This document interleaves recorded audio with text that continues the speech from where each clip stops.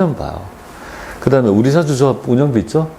요거랑 그 다음에 사용자가 부담하는 우리 국민연금 뭡니까? 그죠? 건강보험이랄지, 그죠? 여기 고용보험료 부담분 하는 거 있죠? 사용자가 부담하는 것도 당연히 복리후생비고. 그럼 국민연금 회사 부담금은요?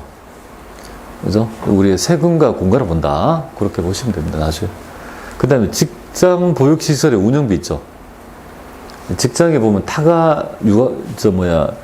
보육시설 있잖아요. 그죠? 애기들, 요런 거. 일정한 사업 규모 되면은 직장 내 보육시설 있잖아요. 그 운영하는 비용도 전부 다 복리후생비, 법인의 경비로 다 봅니다. 그 다음에 5번째가 뭐냐면요. 바로 약간 해석의 여지가 있는 기타 사회 통념이 인정하는 법인의 경조사 비용 같은 거 있죠. 우리 직원들 급여 만약에 결혼하면 회사에서 일정한 축하금 같은 거 주지 않습니까? 이런 것들도 뭐 복리후생비로 본다는 거거든요. 근데 여기서 중요한 점은 통념이 뭐냐 이거잖아요. 통념이라는 말이 개인마다 통념이 다 다르지 않습니까? 그래서 재벌들이 봤을 때 있죠. 식사비 한 끼는 뭡니까? 10만 원 별로 크지 않죠. 근데 서민들은 10만 원 되게 크지 않습니까? 통념이 다 다르다. 그래서 정관의 규정이 있다면 별 문제가 없어요. 없다면 통념에 따라 이걸 판단하게 되고, 그러면 어떤 규정이 없다라면요. 일반적으로 그 기준 금액은 100만 원을 기준한다. 이렇게 보시면. 100만 원 이하라면 별 문제 없이 인정하는, 아까 이제 우리 감가상각할 때 소액 자산이 100만 원이라서 그런지 몰라도 하여튼 100만 원을 기준으로 보통 판단하는 기준을 보통 실무에서 적용하고 있다. 이렇게 보시면 되겠습니다. 100만 원. 자, 이런 것들이 이제 복리후생비에 대한 우리 법인세법상의 열거된 항목이다. 이렇게 보시면 되겠습니다. 자, 그 다음에 세 번째가 바로 이제 드디어 퇴직급여가 되겠습니다. 퇴직급여. 퇴직급여는요, 퇴직할 때 받는 급여가 퇴직급여죠. 근데 퇴직 안 했는데 받았다면요, 퇴직급여가 되지 않잖아요. 그죠? 그래서 일단은 가장 중요한 개념은 바로 퇴직이냐, 아니냐. 그걸 판단할 수 있어야 된다. 그때 쓰는 개념이 바로 있죠. 우리 법에서는요, 현실적 퇴직이라는 개념을 써요. 현실적으로 퇴직한다는 이 개념을 사용합니다. 그럼 현실적으로 퇴직했다면 퇴직급여가 되는 것이고, 현실적으로 퇴직하지 않았는데 뭡니까? 퇴직급여라고 주면 이건 퇴직급여로 볼 수 없는 거 아니겠습니까? 그걸 판단할 수 있어야 된다. 이렇게 보시면 돼요. 자, 그러면 여기서 현실적인 퇴직과 아닌 가장 대표적인 경우를 한번 살펴보는데요. 여기서는 뭐 가장 시험에 많이 나온 거는 요거랑 요거.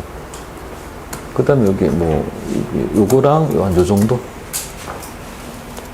자, 이런 거 내용들 한번 보도록 하겠습니다. 자, 우리 세법에서, 법인세법에서 현실적 퇴직으로 보는 경우, 법정퇴직, 내가 그만둘래. 뭐 이런 거는 기본적으로 뭡니까? 그죠? 당연히 법정퇴직이 되는 거죠. 그런 거는 기본적이고, 여기에 있는 것들은 그런 내가 자발적 퇴직 의사를 가지고 나간 거 말고, 그런 걸 제어한 것도 어떻게 판단할 거냐 이거잖아요. 첫 번째 보겠습니다. 여러분들, 임원에 대한 개념을 한번 보죠. 임직원 할 때 어디까지가 범인인지 한번 보겠습니다. 여러분들, 임직원이 있습니다. 임직원. 그럼 임직원 앞에 임원도 있고 직원에 있죠. 합한말 아닙니까? 임원하고, 그죠? 두 개 합한말이잖아요. 그죠? 그럼 직원의 최고 직급이 높은 직급이 뭐죠? 부장입니까? 그놈의 부장이죠. 그죠? 부장이 문제죠. 항상. 부장이 꼭 5시에 나타나서, 그죠? 술을 먹자. 업무를 시키죠. 그죠? 이 부장이 문제. 임원은 보통 뭐라고 합니까? 이사라고 보통 얘기하죠. 그죠? 그죠? 여기 차이가 나는 거 아니겠습니까? 그래서 만약에 부장이 이사가 됐어요. 그럼 우리 세법에서는요, 완전히 뭡니까? 신분이 바뀌었다고 봅니다. 그러니까, 얘는 보드 멤버잖아요. 보드의 이사회 멤버고, 얘는 보드 이사도 아니지 않습니까? 얘가 한 6두품 정도 되면요. 6두품 정도 되면 신분이 바뀌어서 얘는 진골이 된 거예요, 진골이. 그리고 여기서 완전히 대표이사 더 센 놈은 성골이 이렇게 된 거예요. 그죠? 여기까지가 기족이라고 생각하면 돼요. 그죠? 그래서 요거 그렇게 익히세요. 이렇게 익히면 돼요. 내가 사용인이 직원의 임원으로 취임한 경우에 직원의 부장까지의 퇴직금을 전부 다 정산해서 만약에 지급한다라면 보통 그렇게 안 해요. 연결해서 하지만 만약에 직원일 때까지의 급여 있죠. 퇴직급여를 계산해서 받는다라면 이건 뭐죠? 나는 있죠. 육두품에서 퇴직했다고 생각하면 돼요. 그죠? 그래서 그렇게 되면 현실적인 퇴직이다. 되겠습니까? 맞죠? 그러면 현실적인 퇴직으로 봐서 퇴직급여로 본다. 이렇게 보시면 돼요. 자, 그런데 이런 경우가 있어요. 우리 대표이사는 보통 2년 혹은 3년, 그죠? 에 대한 있죠. 그 임기가 있죠. 그래서 3년을 잘하면 어떻게 합니까? 한 번 더 할 수 있어요. 그 주총에서 선임이 되어가지고, 잘했어. 한 번 더 해. 하면 최장 보통 6년을 보통 하는 거죠. 6년 하고, 이제 그 다음에, 그래도 조금 더 하고 싶어 하면 2년, 자회사나 이런 데 있잖아요. 2년 있죠. 회장 자리로 샥 가서 이렇게 8년. 여기 가장 있잖아요. 60세 이후에 있죠. 할 수 있는. 그래서 봉급쟁이로 있죠. 급여생활자로 70까지를 받을 수 있다면, 그러니까 진정한 의미의 있죠. 능력자는 65세 이상 있죠. 65세가 됐는데 급여로 1억을 받을 수 있다는 사람이 진정한 의미의 뭡니까? 능력자다 이거죠. 대학의 정년이 언제입니까? 65세. 그 기업은요? 60세. 되겠습니까? 기업은 60세, 대학 교수들은 65세. 그러면 그 이후에 내가 있잖아요. 그래서 급여를 받는데 1억을 받았다. 급여를 받을 때 없는데 들어갈 때도 없잖아요. 근데 들어가서 1억을 받는 대단한 능력자죠. 아니, 한참 잘 나갈 때 1억을 받는 건 누구나 다 받는 거다. 그죠? 그래서 이제 대표이사가 됐어요. 그래서 잘했어요. 그래서 너도 한 번 더 해. 하니까 내가 3년 동안에 대표이사로 있죠. 근무하면서 있죠. 그때까지 기간을 다시 선임됨에 따라 정산해서 퇴직금을 받았다면요. 이걸 어떻게 볼 거냐 이거잖아요. 그럼 요거는 임원에서 임원으로 연임된 거죠. 대표이사에서 대표이사 연임된 거죠. 신분이 바뀌었습니까? 기족 그대로죠. 그러니까 뭐예요? 현실적인 퇴직이 아니다. 이렇게 해서 제 예를 통해서 개념을 조금 익혀주시면 좀 좋지 않을까 이렇게 봐요. 그러니까 부장에서 임원하고 임원에서 임원은 다른 개념이라고 보시면 돼요. 자, 그 다음에 세 번째 보겠습니다. 임직원이 우리가 조직의 합병 등에 따라 뭡니까? 그죠? 내가 다니는 회사가 없어지고 새로운 회사에 내가 흡수합병 되었다면 그 이전에 그 회사에 다닐 때까지의 기간에 따라 정산해서 퇴직을 받았다면요. 그는 내가 다니던 회사 자체가 없어진 거 아니겠습니까? 그러니까 이것도 현실적인 퇴직으로 보겠다 이 말이에요. 그 다음에 우리 현실에서 좀 많이 출제되는 거 요거가 되겠습니다. 출제도 되고 있죠. 원천세 신고서도 할 줄 알아야 돼요. 나중에 원천 징수할 때 퇴직소득에 대한 있죠. 이 퇴직금 중간정산 제도에 대한 걸 한번 봐야 되겠습니다. 이거는 근로자 퇴직급여 보장법에 따른 퇴직급여 중간정산 제도가 어떤 건지 보죠. 퇴직금은 퇴직할 때 받죠. 그런데 퇴직하지도 않았는데 나의 퇴직금을 미리 땡겨 쓰는 제도가 뭐예요? 바로 퇴직금 중간정산 제도가 됩니다. 그럼 땡겨 쓰려면 마음대로 카드값 너무 많이 나와서 술값이 너무 나왔어. 빨리 땡겨 쓸 거야. 그런 거는 될까요? 그건 안 돼요. 사유가 어떻게 되냐면요. 그러면 땡겨 쓰면 기업이 좋을까요? 직원이 좋을까요? 근로자가 좋을까요? 기업이 훨씬 좋아요. 왜냐하면 기업은 보통 급여가 오르면 우리가 퇴직금은 최종 직전 있죠. 최종 급여를 기준으로 과거를 소급하지 않습니까? 그죠? 그러니까 내가 지금 100만 원이지만 나중에는 500이 될 수 있잖아요. 그래서 내가 100만 원 받을 때 퇴직금 100만 원이 아니고 마지막 있죠. 그죠? 퇴직 직전 3개월의 평균 임금을 가지고 내가 근속연수를 과거를 소급하니까 묵혀두면 둘수록 있죠. 금액이 커지는 성향이 있는데 중간에 깼쓴다? 그러면 회사 입장에서 너무 좋은 거죠. 누지는 안 하고 지가 알아서 가니까. 그러니까 그를 회사에서 유리하다 해서 회사가 종용하면 안 돼요. 그래서 퇴직금 중간정산은요. 누구의 요구에 의해서? 근로자의 요구가 있는 경우. 그죠? 근로자의 요구가 있는 경우에 한해서 뭡니까? 근데 사유는 뭐죠? 이렇게. 주택 구입이랄지, 질병 등 돈이 너무 필요할 때는 나의 퇴직금을 좀 주세요, 미리. 라고 한다면, 그때 퇴직금을 중간정산한 날이, 그죠? 형식상 퇴직일자가 되는 거야. 그리고 중간정산일의 다음 날이 새로운 입사일로 기산해서 퇴직금을 계산합니다. 그래서 근로자 퇴직보장법에 따른 있죠. 중간정산은 현실적인 퇴직을 봅니다. 그 점도 좀 말씀드리고요. 혹시 실무할 때 퇴직금 연말 중간정산 해본 적이 계세요? 예, 그러면 그죠. 간접적으로나마 나중에 실기할 때 원천세 있죠. 퇴직 중간정산 있죠. 기출 문제가 있습니다. 그런 것들을 한번 같이 다 해봐야 돼요. 그러니까 세무위급에서 안 했던 내용들이 되게 많아요. 그런 것들.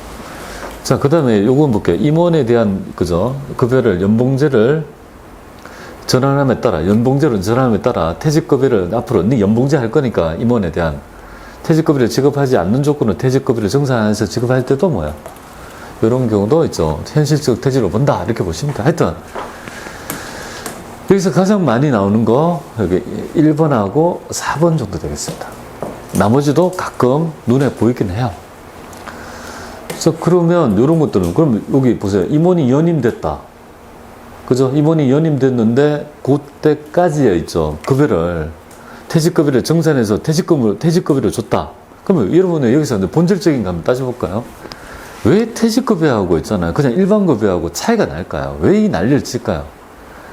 이유는 뭐냐면 내가 일반적인 급여를 받게 되면요.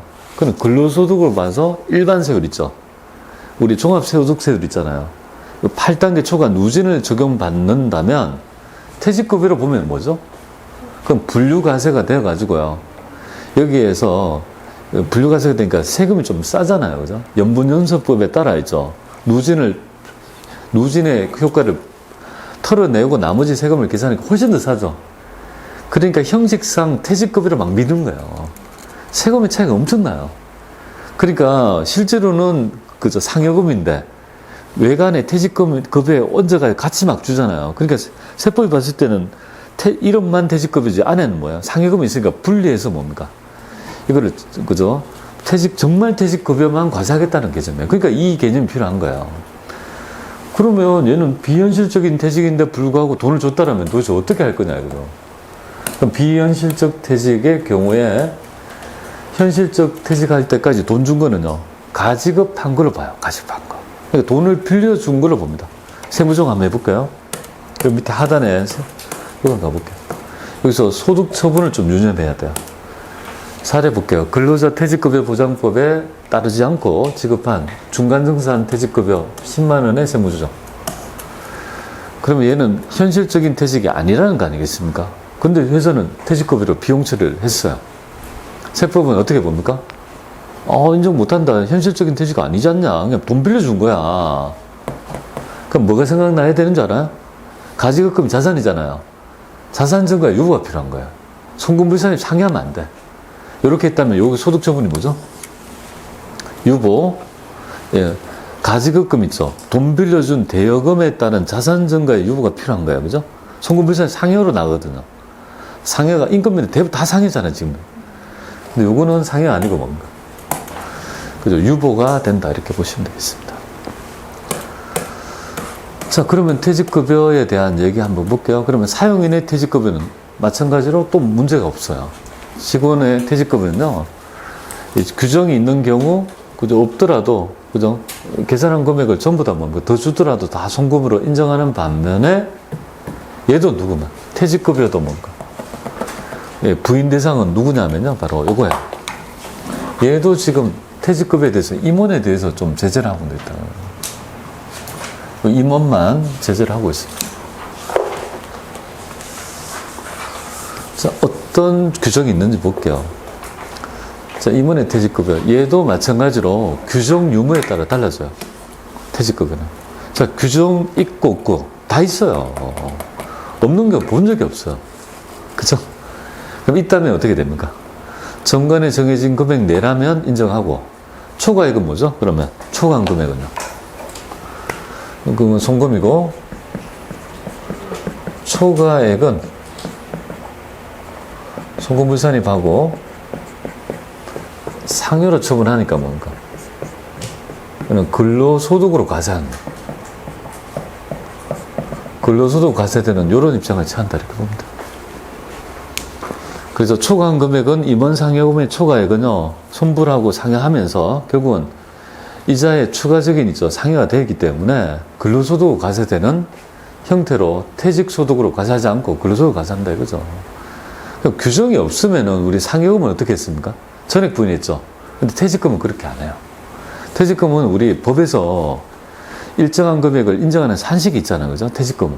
우리 근로기준법에 따라 퇴직금은 법정 퇴직금을 줘야 되니까 거기에 대한 상여금은 규정이 없으면 다 날리잖아요. 근데 그렇지 않아요.